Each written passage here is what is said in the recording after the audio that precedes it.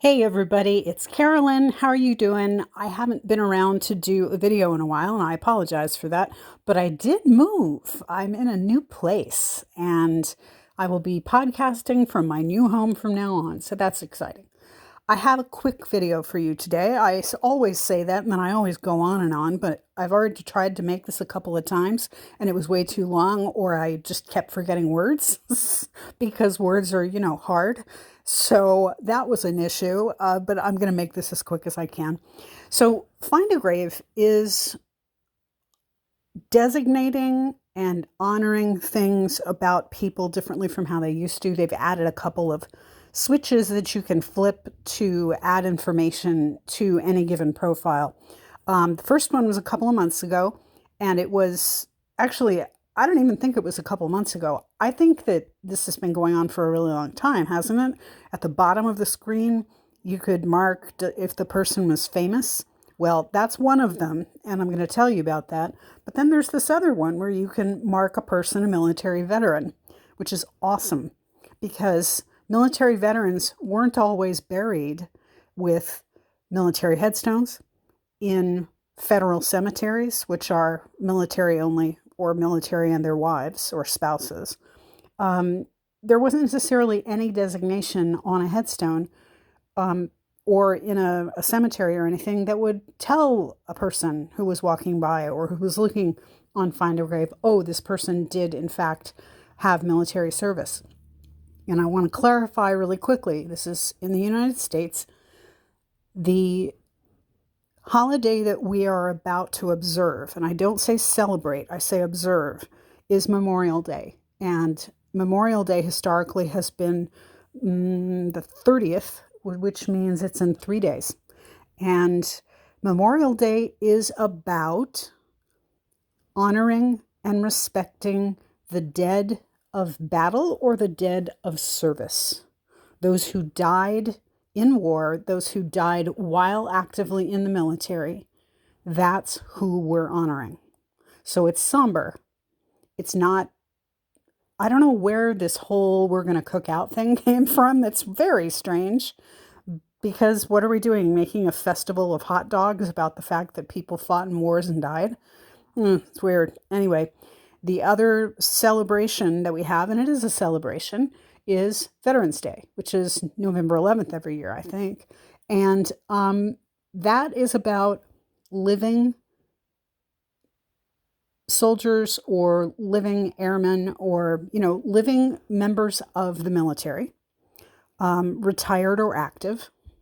And maybe some people use that to, throw a little love to their deceased ancestors who died in war as well. Not really sure, but that's the difference. So with that in mind, that we're going to look to mark our ancestors, this is what they've given us. So this is the main page. It's on my phone. Doesn't look the same as when you're sitting looking at a computer screen, of course.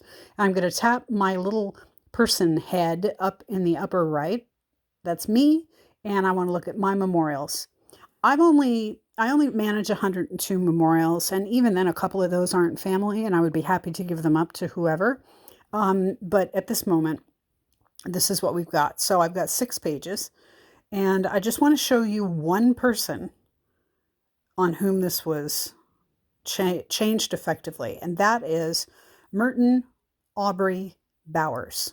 He's my great-grandfather. And do you see that after his name, there's a flower? I left him a flower. Somebody else might have as well. But then you see after that, there's a gray circle with a little V in it in white. That's what we're looking for. We're going to create that, or I'm going to show you how that was created. In fact, in this case, I created it. So you can see that he was buried in Arlington National Cemetery, which is kind of also weird because I don't know. He was in the Quartermaster Corps, but okay, whatever. I guess I don't understand the military. So here we go. Edit. So his names are all in there. He didn't have his gender, but I popped it in, male. Everything else is correct. And I'm just going very slowly so I don't hit anything or delete any information.